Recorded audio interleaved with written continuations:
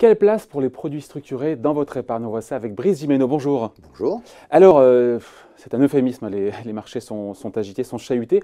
En quoi est-ce que les produits structurés ont toute leur place dans un portefeuille? Ils sont maintenant incontournables? C'est une classe d'actifs à part entière?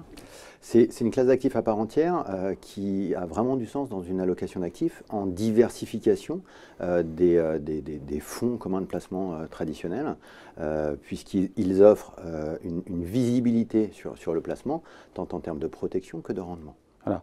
L'objectif, qu'on comprenne bien, l'objectif, hein, c'est dégager une performance, ou pas d'ailleurs, mais en tout cas, elle est connue à l'avance et elle est indexée sur les indices boursiers. C'est en ça que ça se rapproche des SICAV actions.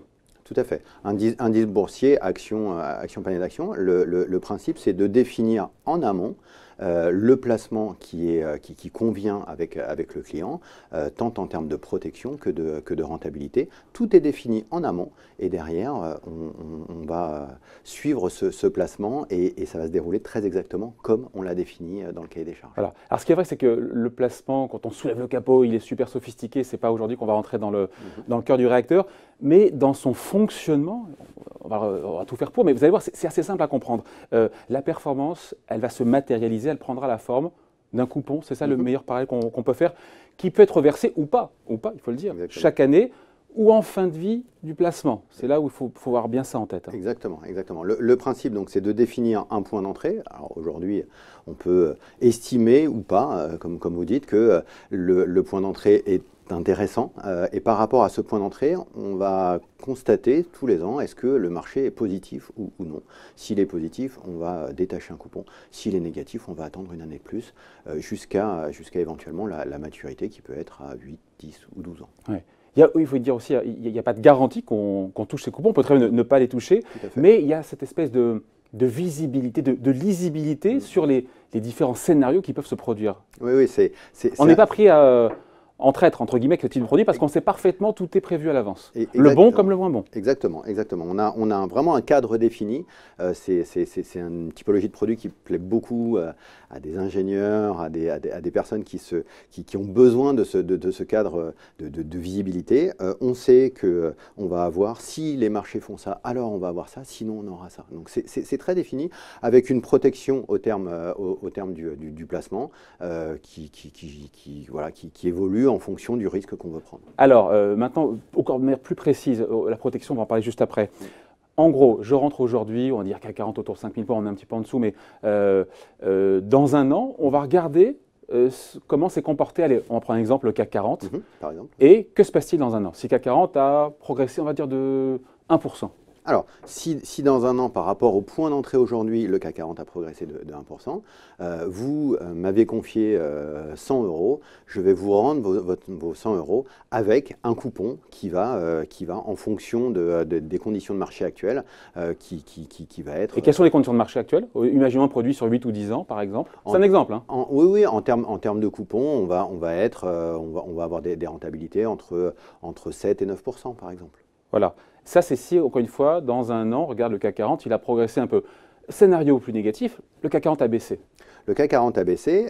On a tout perdu. On n'a absolument pas tout perdu. Année 1, constatation, le CAC 40 est en dessous des marchés d'aujourd'hui. On ne touche pas le coupon.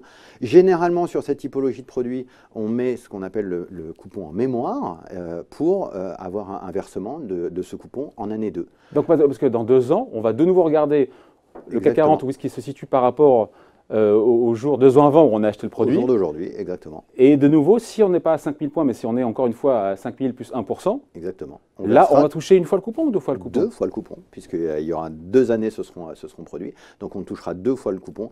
Le premier qui a été mis en mémoire, plus celui de l'année en cours. Voilà. Donc le worst case, pardon, hein, je fais le chat noir, mais on est tout le temps en dessous. Le CAC 40 est toujours en négatif par rapport au moment où je suis rentré. En fin de vie du produit, 8 ans, 10 ans, c'est ça? On s'est fixé à l'avance. Oui, voilà. Et bien là, on ne touche aucun coupon. Voilà, alors le scénario le pire, le worst case, c'est, alors suivant les produits, mais le produit le plus simple, ce sera effectivement de dire dans 8 ans, dans 10 ans, je n'ai pas touché de coupon.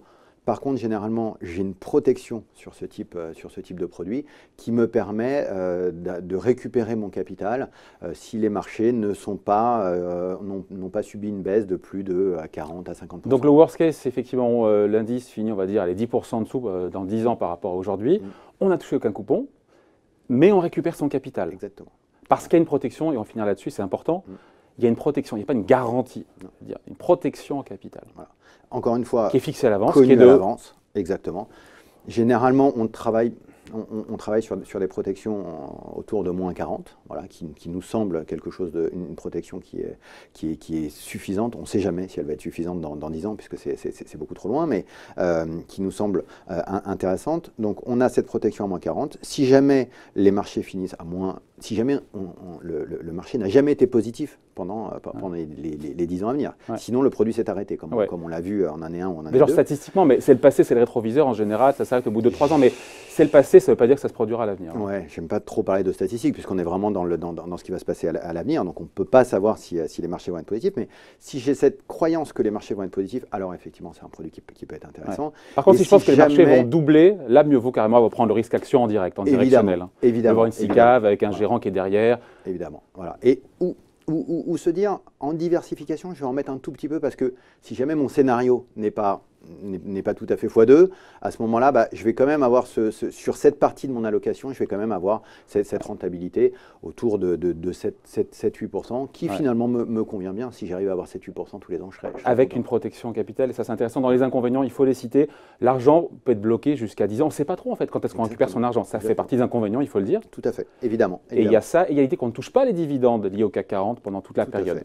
Tout à fait. Exactement. Mais après, on se dit quand même que, et on finit là-dessus, c'est un concurrent assez redoutable quand même pour les SICAV actions parce qu'on a indexé avec des coupons sur la performance des marchés actions et en même temps on a une protection capitale. Quelque part, vous allez me dire que c'est complémentaire, mais moi on peut voir ça aussi comme étant concurrent, non ? Pour moi, c'est vraiment complémentaire. C'est vraiment ce cadre d'investissement. Ça va plaire à certaines personnes qui ont besoin de se projeter et d'avoir ce cadre d'investissement. Et puis d'autres personnes vont préférer faire confiance à un gérant parce qu'ils ont l'habitude de travailler avec ce gérant ou ce gérant fait des très bonnes performances par le passé. Et comme vous le disiez, si les marchés font plus 10, peut-être que ces gérants vont pouvoir faire plus 15. Ce qui ne sera jamais le cas de ce produit. On a défini le cadre d'investissement. Ce ne sera jamais plus 15. On a défini à plus 7. Ce sera plus 7. Voilà. Donc, ça paraît un peu contraignant, ça plaît à certaines personnes, ça ne va pas plaire à d'autres. Donc, il en faut pour tous les goûts. Exactement. Merci Brice pour cette explication. Merci à vous. Bye.